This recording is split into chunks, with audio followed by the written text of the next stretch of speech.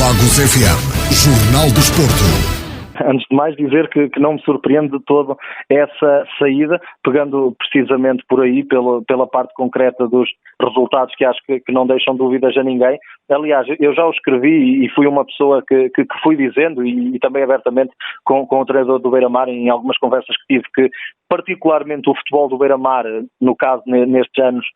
ano e meio de José Alexandre Silva, não é um futebol que a mim me entusiasme, e por isso eu tenho também essa liberdade de pensar que nunca fui defensor propriamente do estilo de jogo do Beira-Mar, mas sim a parte em que temos que avaliar, porque é por aí que um treinador tem que ser avaliado, porque a questão do jogar bonito, do jogar menos bonito é uma questão subjetiva e que o que para mim é bonito para outra pessoa pode não ser. Agora, em termos de resultados, e até começando precisamente por aí, por essa subida da segunda divisão distrital à primeira, que eu diria que aí sim o Beira-Mar, com um plantel que tinha condições quase obrigatórias de fazer essa subida e acabou por fazê-lo e ainda estar a tentar disputar depois o título de campeão de segunda distrital, que acabou por perder na última jornada para o Alvarenga, já com a subida garantida. Mas parece-me que a análise deve-se focar muito mais nesta primeira divisão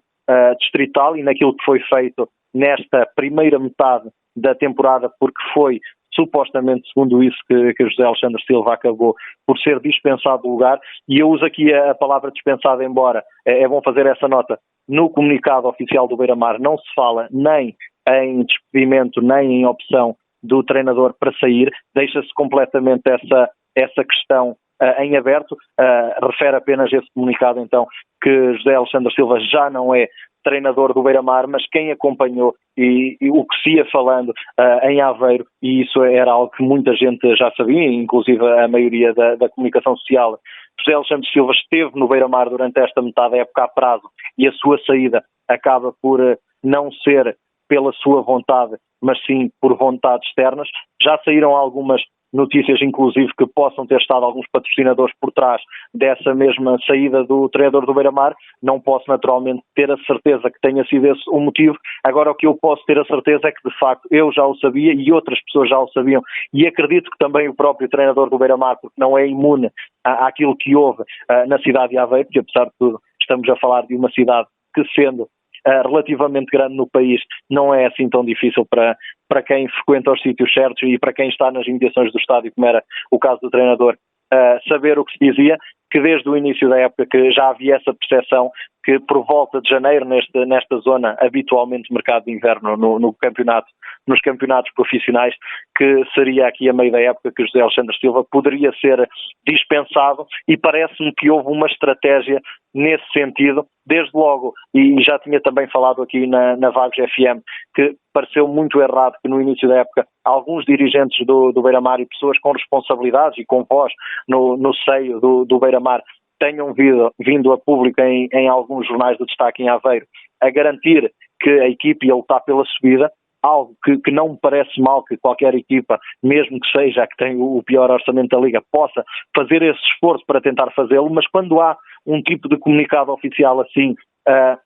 parte do princípio, e os adeptos têm essa legitimidade de partir do princípio que, além da vontade, há também a disponibilidade, há também os meios para conseguir atingir esse patamar acima, que no caso seria o Campeonato de Portugal Frio, mas aí temos que ser realistas, temos que perceber que o plantel não foi moldado para uma subida de divisão numa liga tão competitiva em que só sobe um classificado. Seria de esperar que o plantel fosse, desde logo, mais apetrechado, não só no número de soluções, que aí o Beira-Mar até consegue ter um plantel relativamente alargado, mas principalmente na qualidade das opções, e não é preciso irmos muito mais longe se não olharmos para o que aconteceu na temporada passada com o Fiens, com um orçamento maior, com uma equipa muito melhor talhada, e não conseguiu ficar melhor do que um terceiro lugar, muito longe de Espinho e de Águeda, que nem vale a pena falar do tipo de plantéis que essas duas equipas tinham, com uma qualidade de jogadores que, por exemplo, e dando o exemplo concreto do Águeda, subiu de divisão, e a espinha do plantel é praticamente a mesma em relação ao ano passado. Aliás, mais de metade do 11 é o mesmo em relação ao ano passado, e nós olhamos para o Beira-Mar e percebemos, e há que perceber que não é fácil, porque de facto o Beira-Mar ainda não conseguiu reunir todo o tecido financeiro que quer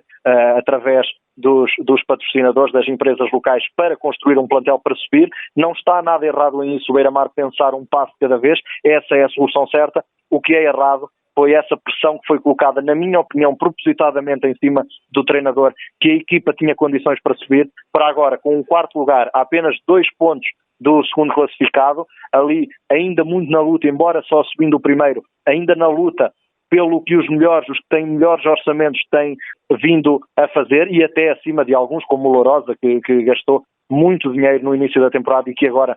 sabe-se que vai outra vez, agora em janeiro, trazer muito mais jogadores para tentar aproximar ao grupo da frente. Um treinador que, com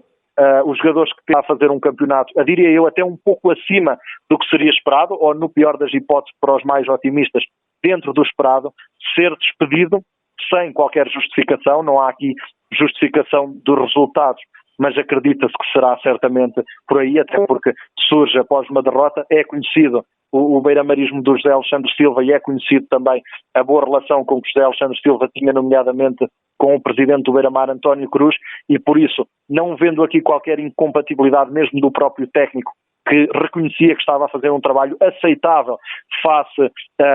aos jogadores que tinha, e que aliás tinha dito que ia aproveitar esta altura de janeiro para trazer novos jogadores que pudessem equilibrar nessa luta por uma eventual tentativa de subir divisão, porque ele foi bem claro em dizer que com estes jogadores não chegava, era preciso mais qualquer coisa, e que agora acaba por ser afastado, o que, mesmo sem haver ainda esse comunicado oficial, penso que não deixa dúvidas a ninguém que acabou por ser uma direção, uma decisão por parte da administração, neste caso de presidente, também da Comissão Administrativa do Beira-Mar, mesmo sabendo que António Cruz sempre defendeu muito José Alexandre Silva, e por isso acredito que com o tempo ainda se vá saber mais alguns pormenores e que possa eventualmente também perceber-se que tipo de pressões externas é que acabaram por levar a este afastamento, diria eu, já muito previsto. Vagos FM, Jornal do Desporto.